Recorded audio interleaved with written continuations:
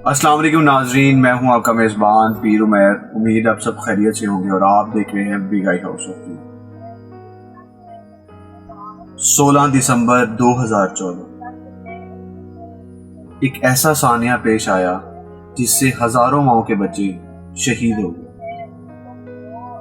उस वक्त इमरान खान साहब एक धरना दिए बैठे हुए थे, लेकिन उस धरने के बाद जैसे ही ये खबर मिली कि एक एपीएस स्कूल में बच्चों का साथ ये हादसा पेश आया, तो उन्होंने भी वो धरना खत्म कर दिया, जबकि वो धरना 126 दिन का धरना चल रहा था। पाकिस्तान में क्या पूरी इंसानियत के लिए एक सोगवार दिन था जब ये हादसा पेश आया। आज वही दिन 16 दिसंबर पर साल बदल गया 2020, पर वो यादें, वो चीजें, वो लोग जो उससे वाबस्ता थे वो नहीं भूले। मैं शायद किसी हद तक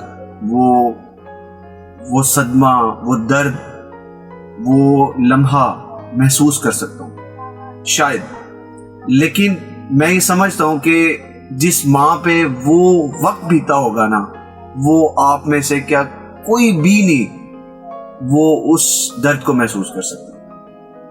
आज उसी हवाले से हमारे पैनल में इस समय मौजूद हैं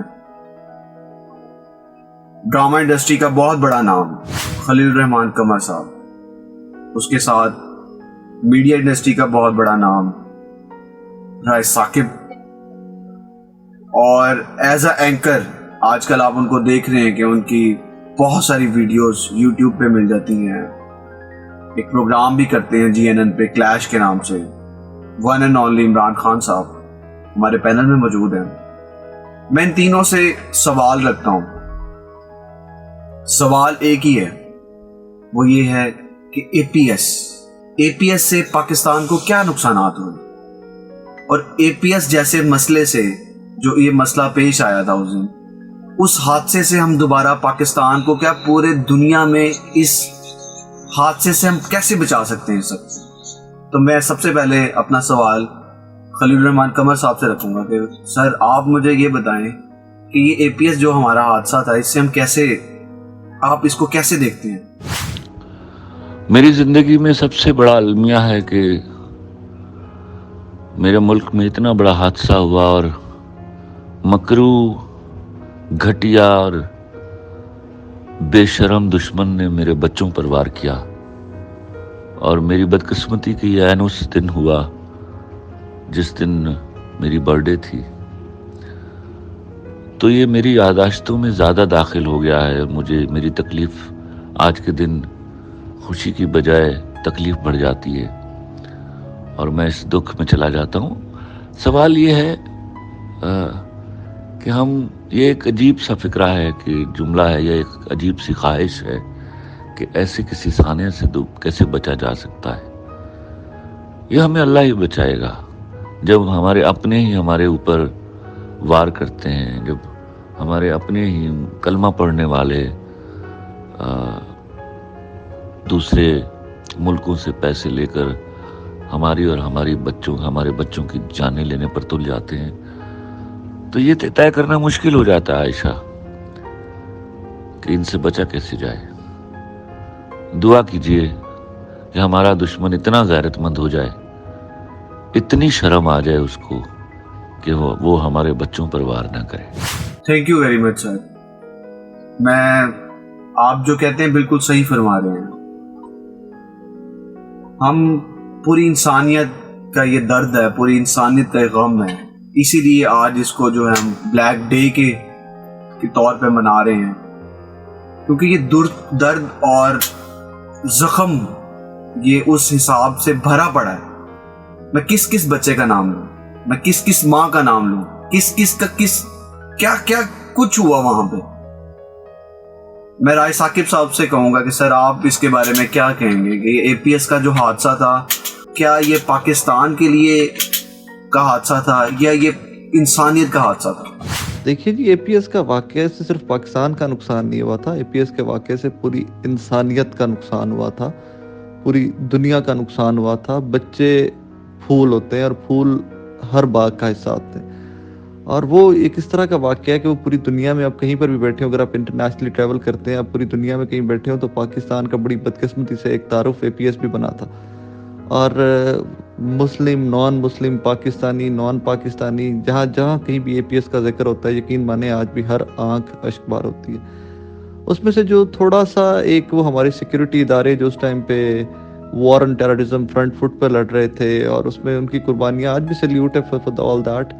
لیکن اس میں آج بھی اس چیز کے اوپر قائل ہوں کہ اس سے نقصان پاکستان کا نہیں، اس سے پوری انسانیت کا نقصان ہوا تھا. کہ تاریخ یاد رکھے گی کہ ہمارے درمیان ایسے انسان، جانور نما انسان موجود تھے کہ جنہوں نے اس طرح کی حرکت کی کہ بچے جو تھے، اسکولوں میں گئے ہوئے بچے، تعلیم حاصل کرتے ہوئے بچے. تو اس کی ڈیٹیل بھی آگے کیا کہے بندہ، آج بھی ڈیٹیل میں جب جاتا ہے تو دل دکھتا ہے. لیکن اس سے پاکستان کا نقصان نہیں، اس سے نقصان پوری انسانیت کا ہوا تھا. بچہ کیسے جا سکتا ہے؟ میں اس کو سیکیورٹی لیپس آج بھی نہیں مانتا. میں اس کو آج بھی یہی کہتا ہوں کہ APS جیسے کسی بھی واقعے سے بچنے کے لیے تعلیم، شعور سب سے پہلی ریکوائرمنٹ ہے. جب تک وہ پوری نہیں ہوتی، اللہ نہ کرے جب تک بتایا نہیں جاتا لوگوں کو کہ انسان پیدا ہونا اور انسانی رویے اختیار کرنا وہ دو مختلف چیزیں ہیں، تو اس کے لیے تعلیم و تربیت کی ضرورت تھی، ہے، اور ابھی مجھے لگتا ہے کہ بڑا لمبا عرصہ رہے گی. Thank you sir, thank you. جیسے جیسے APS کی بات ہوئی، میرے ذہن میں کشمیر بھی یاد آیا، کیونکہ کشمیر میں بھی آئے دن میں دیکھتا رہتا ہوں کہ کئی ماؤں کے بچے شہید ہو جاتے ہیں. اسی حوالے سے میں عمران خان صاحب اینکر سر، ان سے میں سوال کروں گا کہ سر مجھے یہ بتائیے گا، آرٹیکل 370 کے تحت ہم پاکستان نے کشمیر کے لیے کیا کیا آج تک؟ السلام علیکم جی. آپ کے پہلے سوال کا جواب، آرٹیکل 370 کے بعد جموں کشمیر کی آواز کو بلند کرنے میں پاکستان کا کیا کردار رہا. دیکھیے، جموں کشمیر کا یا مقبوضہ کشمیر کا، میں اس کو مقبوضہ کشمیر اس لیے کہتا ہوں کہ میرا علاقہ اس کے اوپر قبضہ کیا ہوا ہے بھارت نے. میں خود بانڈی پورہ کا رہنے والا ہوں، اور بطور کشمیری میرا بڑا دل دکھتا ہے جب میرے رشتہ دار وہاں پہ موجود ہیں، فیملی کے لوگ وہاں پہ موجود ہیں، اور یہ پتہ چلتا ہے کہ ان کے ساتھ کیسے ظلم ہو رہے ہیں اور کتنی مشکل حالات میں وہ اپنی زندگی گزار رہے ہیں، تو بڑی تکلیف ہوتی ہے. 370 کا خاتمہ میں اس کو ایک اور اینگل سے سوچتا ہوں. میں اس کو ایسے سوچتا ہوں کہ بھارت نے کی تو زیادتی ہے، کیا تو ظلم ہے، کشمیر کا اسپیشل سٹیٹس ختم کر دیا ہے، لیکن ہر چیز کی ایک انتہا ہوتی ہے. اور مجھے ایسا لگتا ہے کہ یہ بھارت نے پاکستان کو اور کشمیریوں کو یہ موقع دیا ہے کہ وہ اپنا حق اب زوردار طریقے سے واپس لیں. ایک ایسی تحریک جو کبھی اوپر جاتی تھی کبھی نیچے جاتی تھی، بھارت نے اس کو ایک نئی آکسیجن پرووائڈ کی ہے BJP کی حکومت نے، اور اس کو ایک اپرچونٹی کے طور پہ لینا چاہیے. اس کو ایک ایسی اپرچونٹی کے طور پہ لینا چاہیے کہ جہاں پہ اس وقت کشمیری مجاہدین پورا آزادی کے لیے زور لگا رہے ہیں، وہاں کے ہر گلی کوچے کے اندر آواز اٹھ رہی ہے. پرائم منسٹر آف پاکستان نے جو ایک اقوام متحدہ کے اندر تقریر کی ہے، چاہے وہ پچھلے سال کی ہو چاہے وہ اس سال کی ہو، یہ بڑی تاریخی نوعیت کی تقاریر تھی، اور ان کے اندر انہوں نے بڑا کلیئرلی بھارت کو وارن کیا ہے پاکستان کی جانب سے. اور یہ پاکستان میں نہیں، پوری دنیا میں اس کی تعریف ہوئی ہے. آپ کشمیریوں سے بات کریں، جیسے میں کشمیری ہوں، آپ بات کریں کشمیریوں سے جو یورپ میں موجود ہیں، جو دنیا کے مختلف ملکوں میں پھیلے ہوئے ہیں، تو وہ آپ کو بڑا کلیئرلی یہ کہتے ہیں، یعنی آپ کشمیریوں سے، اگر کشمیر کے اندر جو لوگ موجود ہیں مقبوضہ کشمیر میں ہمارے رابطے میں، وہ بھی یہ بتاتے ہیں کہ ہمیں ایسا لگتا ہے کہ پاکستان کیس کو اچھی طرح اٹھا رہا ہے. اب یہ جو پاکستان کی انٹرنل پالیٹکس ہے، اس میں یہ کہنا کشمیر کو بیچ دیا ہے، تو کشمیر کسی کا باپ بھی نہیں بیچ سکتا، یہ کسی کا ملک تھوڑی ہے یا کسی کے باپ کی جاگیر تھوڑی ہے. یہ ایک پوری قوم ہے کشمیریوں کی، مسلمان کشمیری، جو اپنے لیے الگ آزاد ملک چاہتے ہیں.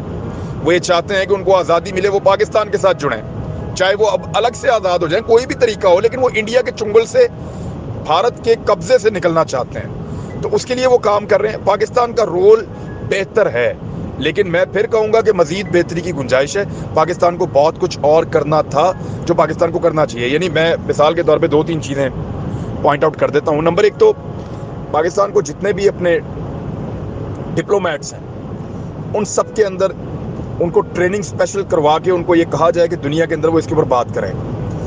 جیسے بھارت نے فیک میڈیا کے ذریعے سے پاکستان کے خلاف پروپیگنڈا کیا، جس کو سری واستو گروپ چلاتا تھا، تو پاکستان کو چاہیے کہ اپنے اصلی मीडिया को इस्तेमाल करते हुए, यानी दुनिया भर के मीडिया ने लिखा कश्मीरियों के हक में, तो इसके ऊपर मजीद काम करता। पाकिस्तान के अंदर जितने भी सफारतकार रहते हैं, पाकिस्तान के अंदर जितने मुल्कों के सफ़ीर मौजूद हैं, इनको इस्तेमाल किया जाए और इनके ज़रिए पैगाम भेजा जाए। दुनिया भर में सेमिनार्स करवाए जाएँ, दुनिया भर में प्रोग्राम्स करवाए जाएँ और कोशिश की जाए कि कश्मीर की आवाज़ को जितना ज़्यादा ज़ोर से उठाया जा सके, उतना ज़्यादा, जितना मैक्सिमम हो सके उतना ज़ोर लगाया जाए। बहरहाल करने के लिए बहुत कुछ है, पाकिस्तान ने काफ़ी अच्छा किया, लेकिन और अच्छा किया जा सकता है। ये पहले सवाल का जवाब है। मैं इन तीनों मेज़बानों का बहुत शुक्रिया अदा करूंगा कि इन्होंने अपना कीमती वक्त हमें दिया। एपीएस, मेरे पास अब कुछ भी कहने को नहीं, कोई अल्फाज नहीं है कहने को। मैं ये बस ज़रूर कहूँगा कि हुकूमत वक्त से ये अपील करूँगा कि जब कोई माँ अपने बच्चे को स्कूल भेजे तो वो ये डर, खौफ, ये चीज़ें मत दिल में लेके बैठे कि क्या आज मेरा बच्चा घर वापस आएगा कि नहीं आएगा। वो इस जोश और इस मोहब्बत से अपने बच्चों को स्कूल तालीम देने के लिए भेजे कि मेरा बच्चा एक दिन काबिल अफसर बनकर बाहर निकलेगा, मेरा बच्चा इस मुल्क के लिए वो सब कुछ करेगा जो वो करना चाहता है। मैं उन तमाम माओं को सलूट पेश करूंगा, कि उन्होंने वो कुर्बानी दी है जो हम कोई भी नहीं दे सकते। इसी के साथ ही, इसी गम, इसी दर्द के साथ अपने मेज़बान पीर उमैर को इजाज़त दें। हमारा चैनल लाइक करें, सब्सक्राइब करें और बेल आइकन पर ज़रूर क्लिक करें। तब तक के लिए खुदा हाफिज़।